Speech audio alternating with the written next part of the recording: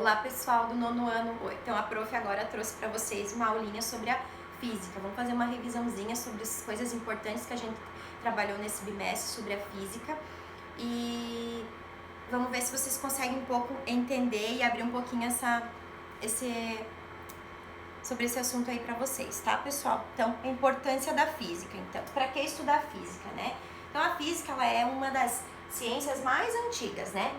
Ela abrange uma vasta área de estudo, desde a estrutura elementar da matéria até a evolução de todo o universo, tá? Os princípios físicos explicam uma grande quantidade de fenômenos do cotidiano que nos permitem compreender o funcionamento de máquinas, aparelhos, que estão sempre presentes no nosso dia a dia. Então, o funcionamento da maioria dos aparelhos que nós utilizamos hoje em dia, eles têm essa funcionalidade por conta de estudos relacionados à física, tá?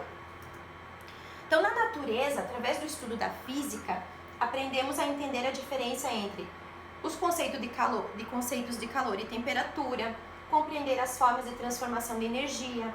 A física, apesar de explicar muitos fenômenos, ela não é uma ciência isolada. Para seu total compreendimento e compreensão do universo em que vivemos, ela é necessária a junção dela com outras ciências, como a matemática e a química. Vocês podem observar que sempre dentro da física tem probleminhas para resolver, tem gráficos, tem equações, tem números, né? E também tem reações químicas que a gente precisa entender. Então, a física ela não é uma ciência isolada, ela precisa da complementação de outras para ela poder, então, ter o seu entendimento, tá? Na física, então, a gente considera inúmeras formas de medida, né? Então, para que não seja, então, haja uma diferença, uma complicação e, de repente, uma forma de uma descompreensão desses assuntos no mundo, então foi criado unidades de medida pelo sistema internacional. Então, o sistema internacional são medidas que são utilizadas não apenas para o nosso estudo aqui no Brasil, mas em qualquer parte do mundo que você for utilizando o sistema internacional, ele vai ser compreendido. Então, foi feito um padrão para isso. Então, unidade de medida é o nome que recebe uma quantidade específica de determinada grandeza física, servindo para comparações eventuais, além de ser padrão para outras medidas. Então, o que é uma grandeza de medida? O peso, a altura, né? Centímetro, metro, centímetro cúbico, peso, quilo, grama, miligrama, litro, mililitro. Então, esses são exemplos de grandeza de unidades de medida, tá? Então, as principais unidades de medida que nós vemos hoje em física e no nosso dia a dia, então são comprimento, que é medido em metro, massa, que é medido em quilograma, tempo, que é medido em segundo. Então, pode dizer assim, prof, mas tempo não é em hora?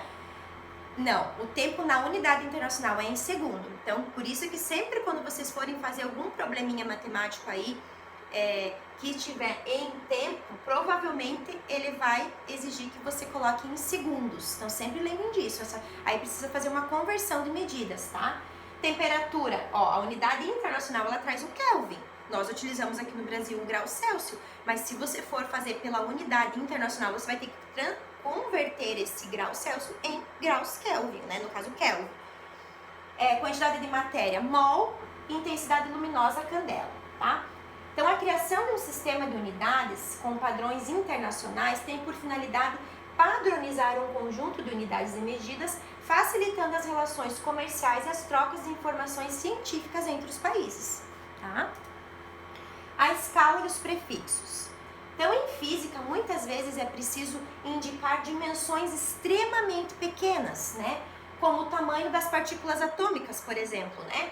Em outros momentos, lidamos com medidas muito grandes, como a distância do Sol, da Lua, enfim, da Terra, né? Quando existe uma grande diferença entre essas dimensões utilizadas, é preciso reajustar esses prefixos antes das unidades físicas. Cada prefixo, então, equivale a uma potência de 10. Então, olha só. Então, aqui nós temos, talvez vocês não consigam ver muito bem, mas não tem problema, tem lá no livro de vocês essa tabela, tá? Então, aqui nós temos o prefixo, o símbolo o equivalente decimal e a potência de 10. Então vocês vão ver muito 10 elevado a 23, 10 elevado a 10, 10 elevado a 20. Então é por quê? Porque essas dimensões ou elas são muito grandes ou elas são muito pequenas para você escrever o número. Então por isso que você precisa colocar essas unidades na potência de 10 a algum número. Então o número que tiver elevado na potência ali 10 na potência, o número que tiver ali, vai ser as vezes que esse 10 vai ter que ser multiplicado. Então, tu imagina se multiplicar 30 vezes 10 na 23, vai ter que multiplicar 30 vezes 10, 23 vezes. Então, imagina que número que isso vai gerar. Então, isso é feito uma unidade, então, padronizada de decimal, para que esse número seja encurtado, porque a gente consiga escrevê-lo, tá? Então vamos lá, um exemplo de aplicação no nosso cotidiano, tá? Conhecendo esses prefixos seguidos de uma unidade, podemos resolver confusões como assim: 2.000 gramas de carne possuem maior quantidade de massa do que 2 quilos? Tá, o que é massa? Massa é o peso, lembra lá no gráficozinho anterior, no quadrinho? Então massa é o peso. Então se eu tenho 2 quilos de massa de carne, massa não é a mesma coisa que gramas, ali não tem uma conversão, então em 2 quilos eu tenho 2.000 gramas, não tenho? Na forma de conversão? Tenho. Então, 2 quilos igual a 2.000 gramas, que seria a mesma coisa que eu fazer 2 vezes 10 na 3. Se eu multiplicar 2 vezes 10 vezes 10 vezes 10, ia dar 2.000. Então, é desse jeito que a gente teria que calcular qualquer relação que fosse utilizado, então, esse decimal aqui, certo?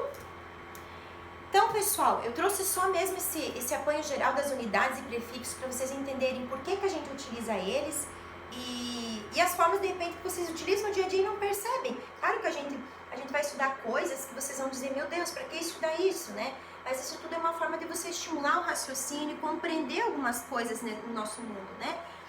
E agora eu lanço um desafio para vocês. No seu dia a dia, de que forma você percebe a existência da física? Então eu quero que vocês deem uma pesquisada aí, pensem um pouco em tudo que a gente já trabalhou, o que é a física, onde que a física está inserida.